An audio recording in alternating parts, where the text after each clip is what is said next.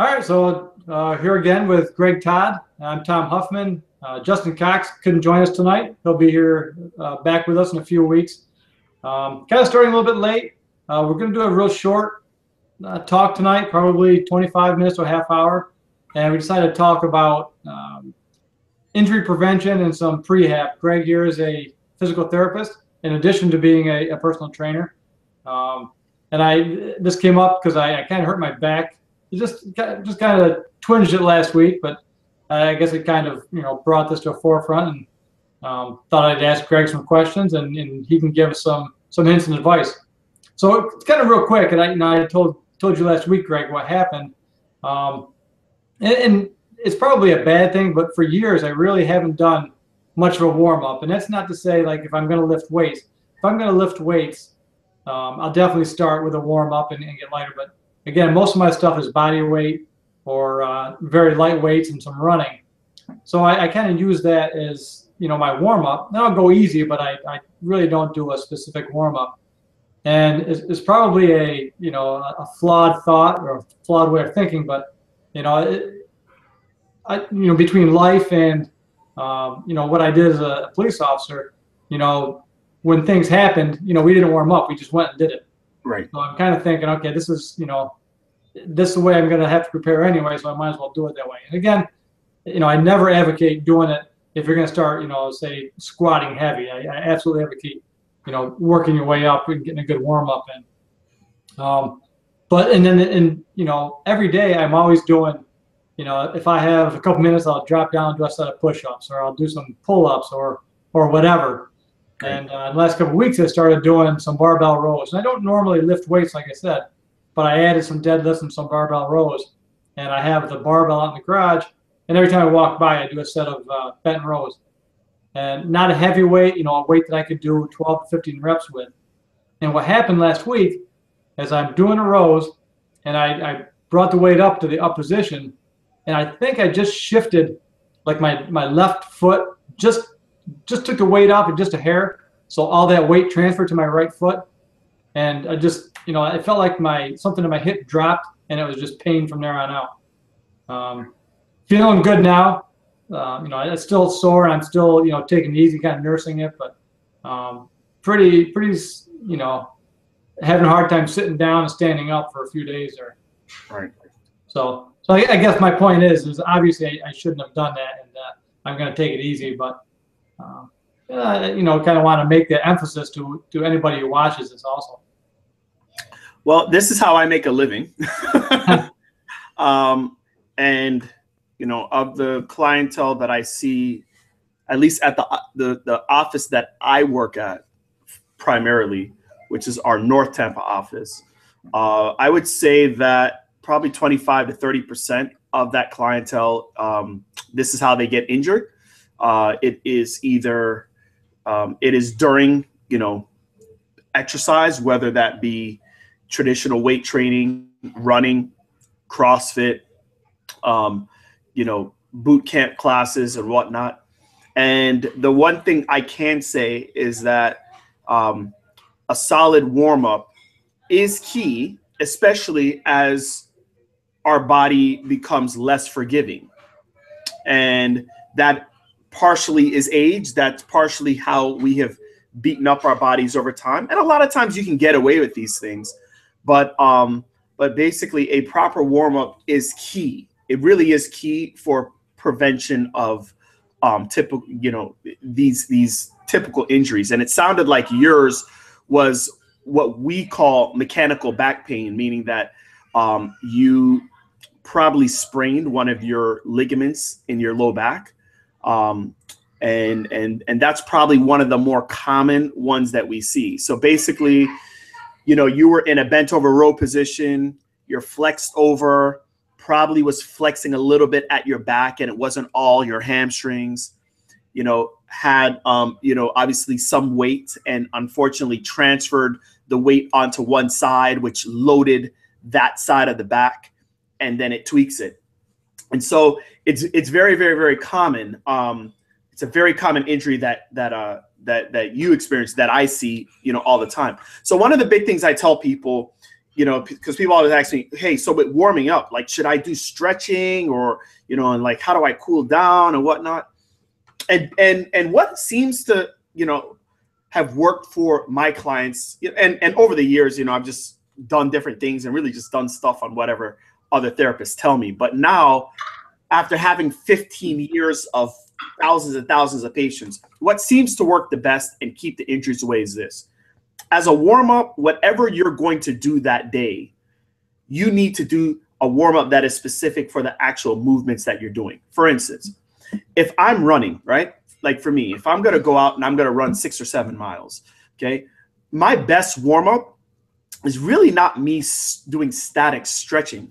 My best warm-up is to either walk or to jog at a pace that's 2 to 3 minutes slower than whatever I'm going to do for that 6 or 7 miles. That might be a quarter to half of a mile, you know, basically going at a very easy pace, and then you pick it up. Again, I'm trying to mimic the movement that I'm going to do throughout my workout. Mm-hmm. If I'm doing, you know, today I did legs and I did sumo squats and, you know, progressive sets and lunges and all that other stuff. So my warm up, again, was not stretching of my static stretching of my hamstrings. My warm up was basically doing lunging, doing squatting, doing all those movements that I was going to mimic, but just doing it without any weight. And so basically it's getting your body prepped for whatever it is that you're trying to get it to do. And you know, as I said, I have lots of people, a lot of people that I see are via CrossFit. And I think this is where, you know, people struggle with a lot of their injuries and stuff like that, because I mean, CrossFit, the premise of it is actually really good in that it's multi-joint exercises that you're doing. But if you're not warming, I mean, A, if you're not really conditioned to do this in the first place, B, if you have not warmed up properly and mimicked those movements that you're going to do throughout your WOD, and then C, you know, if you, you know, basically have poor form, you're just a recipe for disaster. Mm-hmm. I mean, you're basically just I mean, I should just have my cards just waiting. Yeah, you're future if you don't do those three things, there's like a good 40% chance that you're going to need my card, man. And so basically those are the things that we have to look at. And so, you know, okay, whether if you're 20, you're 30, you're 40, you're 50, I mean, depending on how you've treated your body over the years, your tissue and also genetics, your tissue can be more or less resilient to these things. So, you know, for, you know, a guy like you who's been, you know, really fit, you know, throughout pretty much his whole life, you know, you can get away with screwing up a little bit here and there and maybe not feel it. But for somebody that, you know, maybe genetically their tissue is just not very forgiving.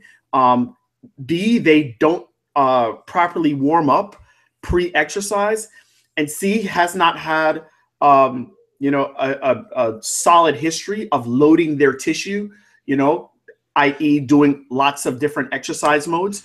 You know, you're just asking for an injury. It's gonna happen at some point. Mm-hmm. And anyways, I think that's really, you know, really important to grasp. And then when you're cooling down now, that's a little bit different, right? The muscles are already warmed up. You've gone through a bout of exercise, and that's where I believe static stretching, foam rolling, those type of things are a lot more beneficial. I personally believe they're more beneficial post exercise routine. So, anyways, and I did hear one time. Actually, I think I've heard a couple of times that. You know, if you do the static stretching prior to exercising, prior to lifting weights and doing some strength exercises, you're actually weaker than you would be if you hadn't done those. I mean, I could semi agree with that. I think one of the big things too is understanding, like, what is static stretching actually doing? Static stretching really isn't stretching your muscles. Static stretching is really stretching your connective tissue, really not stretching your muscles. If you wanted to actually make your muscles more pliable, your best bet is to actually do the movement. Okay, you know, so like for instance, like people that come in with like tennis elbow. I don't know if you ever heard of that. So that's right here at the elbow. I've had it a couple times.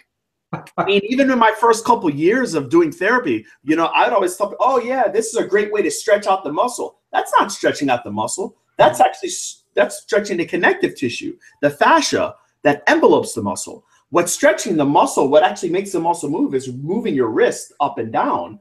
So basically my point is that you're actually stretching the muscle more by doing the actual movements before. That's a better way of stretching the muscle. Right. And after, what you're doing is you're basically, because you've contracted and worked the muscle so hard, by doing static stretching, and even some foam rolling, and foam rolling can get to the muscular area. But really what you're doing is you're stretching all the connective tissue around the muscle that has gotten very tight because of the work you've put on the muscle.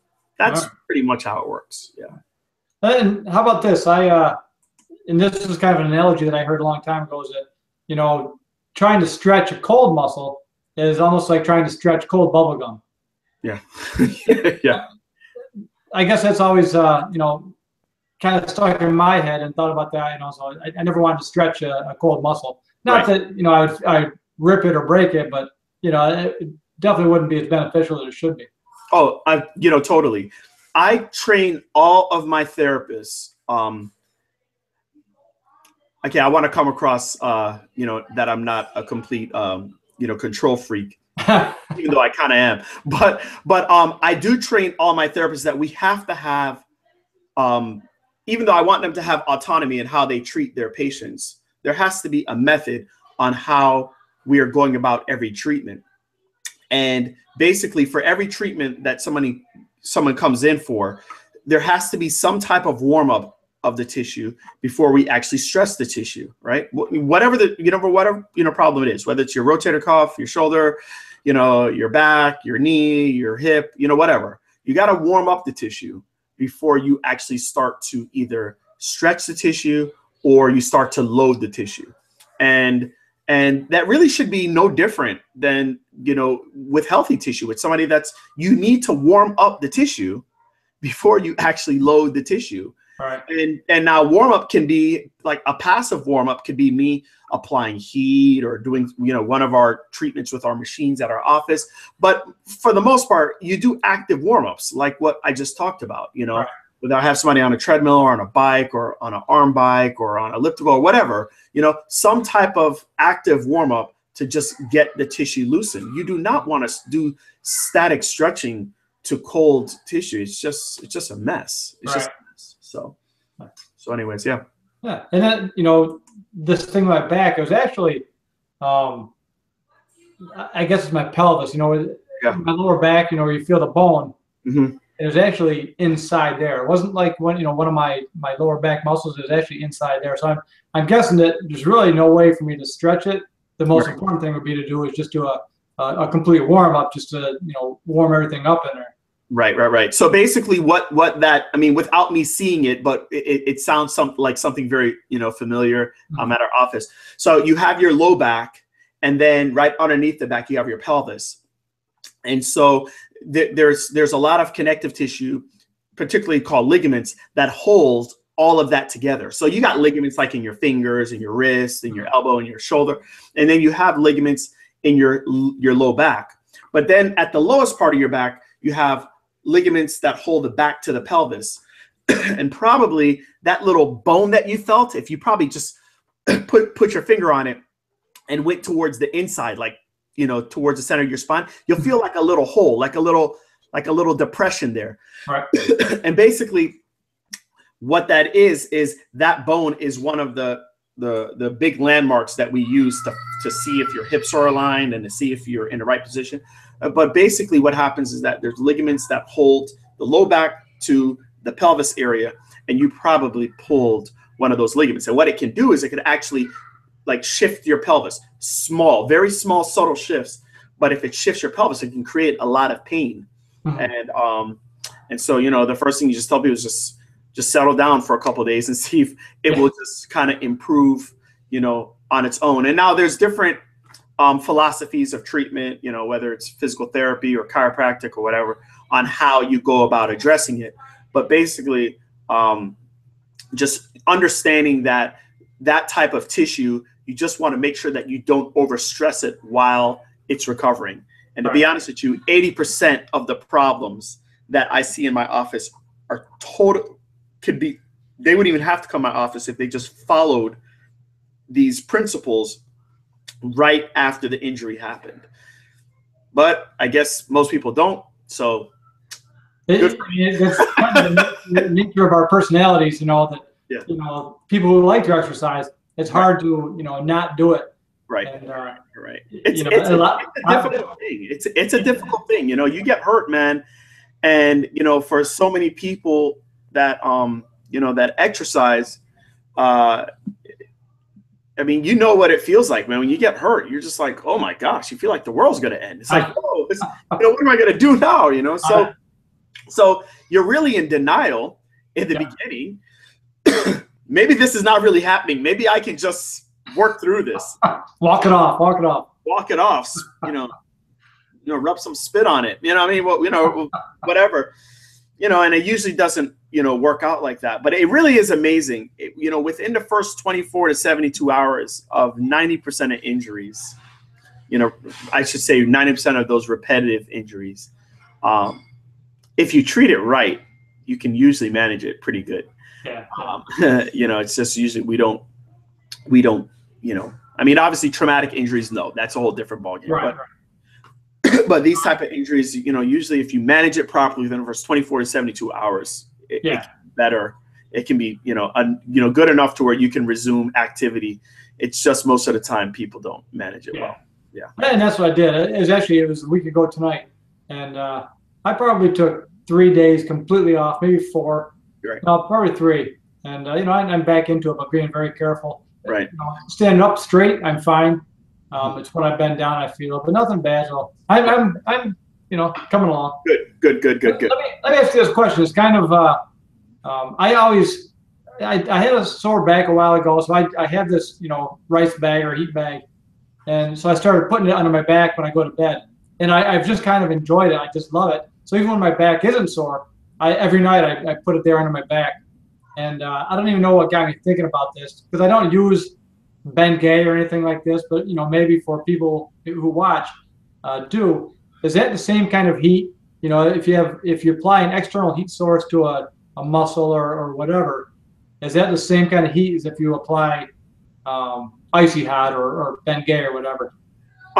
Well, you know, basically it's usually a menthol type of heat, and they're both basically doing the same type of thing, in that they're not actually heating your muscle. they're heating the first few layers of your skin, and they're heating the connective tissue, maybe the first few layers of your fascia. None of them are getting to your muscle. They all feel good, and really what that feeling that you're feeling with whether it's icy hot or you know, Bengay or even just a dry heating pad like what you're using or whatever. Basically, it is really more on a sensory level. It just feels better. It just feels good. It feels warm. It feels it gives you that sense of, oh, it's kind of loosening up. I don't know if the research really shows that it does that, but I mean, hey, I even use that stuff at my office. I use, like, you know, things called, you know, Biofreeze and Sombra and those type of things. And basically it just gives off the feeling as though it's looser. A lot of them also have analgesic properties in them as well, which help with, you know, at least masking the pain. And it allows people to be able to do more and to feel better. So at the end of the day, it's like, that's really what you want to be able to do. When you're in pain, right?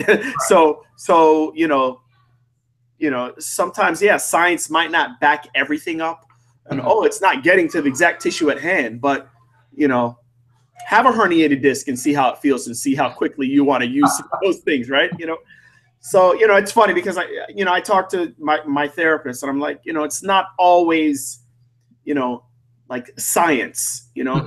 Sometimes you just got to remember it's a person. put yourself in that situation, and you know, and yeah, you'll use those things, especially if it's used. So you know, yeah, I'm big into effectiveness and what things are science driven and what things are backed scientifically. But there's also just some efficacy with certain things like heat and like Bengay and those type of things. So yeah, if it feels good, use it. Like I said, I use it every night whether I need it or not, just because I love the feeling of it. Yeah, it feels good. It just feels good. Yeah. There's another question regarding heat and cold, and obviously they talk about the applying ice to an injury, right, to reduce the swelling. But say my joint, my knee has been bothering me for a couple of weeks, and not so much dealing with swelling, but I want to ice it or heat it. Is there a difference? Is one better than the other? Or I mean, technically on paper, ice is a natural anti-inflammatory, and heat is going to accelerate blood flow. So on paper, okay, ice would be the one that you would use within the first 24 to 72 hours following an injury. Okay, if you had to choose one, you use ice, because ice is the anti-inflammatory. Okay, now one of the things that's important to understand is that your body is trying to heal, right? So let's just say you cut your arm, or let's just say you tweak your wrist or whatever. Basically, part of healing is blood flow, right?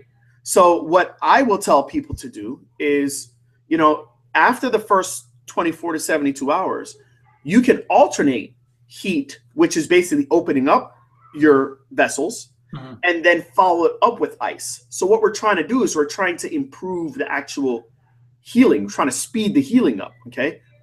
Blood open, constrict, open, constrict, open, constrict.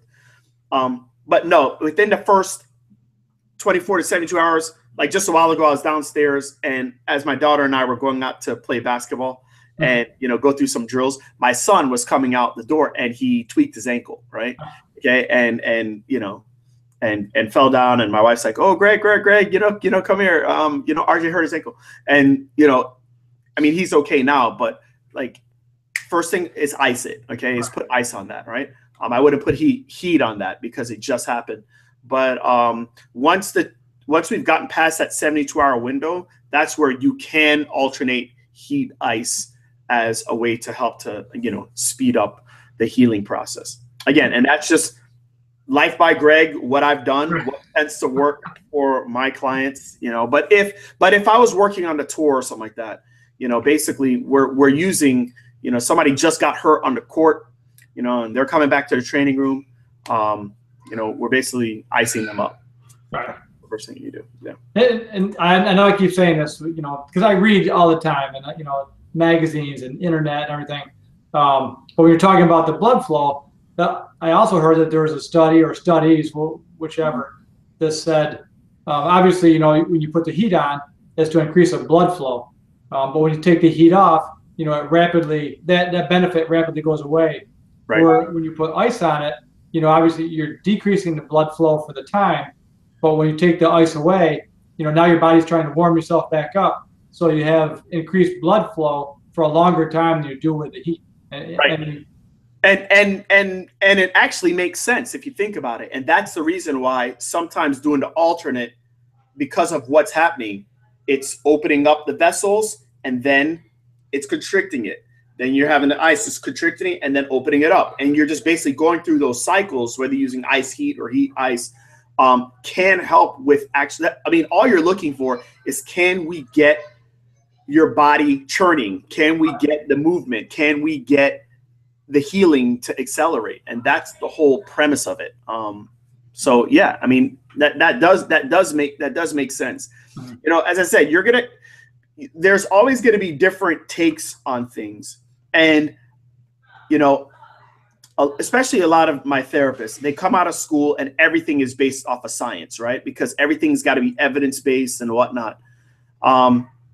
But when you're dealing with clients, and this, whether it's fitness clients or therapy clients or whatever, if I based everything off of just straight science, I would not have the type of results that I have with my clients. I listen to them, and sometimes to get them on your side, you have to give them what they feel like they need. Okay.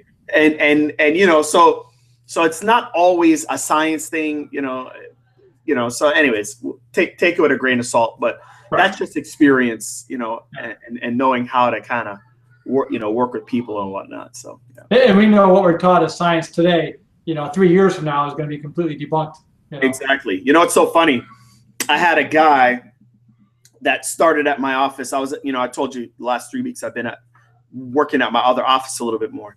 And this guy is actually on the he's on one of the professional golf tours, and he tore his quad tendon, right? It's a pretty serious injury. That's like the injury that like took out Charles Barkley and, you know, Alonzo Mourning and a lot of, you know, a lot of guys. Usually that injury is like one of those career enders, you know what I mean? Right. But he's pretty determined to get back on the tour. And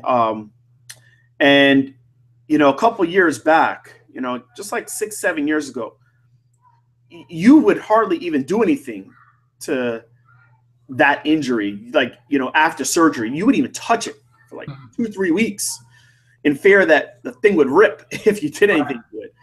And nowadays, you know, it's shown us that like you can start earlier and quicker and move things. And so I saw this guy 4 days after surgery, massive surgery.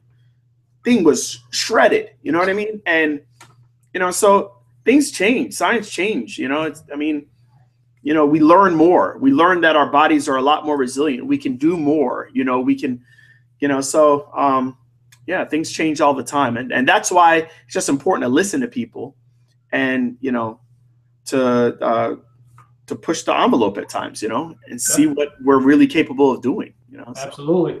That's how we grow. Yep, exactly. So sometimes we fall, but most of the time we grow. Exactly. All right, so you know we've gone on a half hour. It's gone quick. I think this is a great topic. I wish we had an hour to do it. No. If you have another question or two, I'll answer. I don't hear the. I had one, but I can't remember what it was.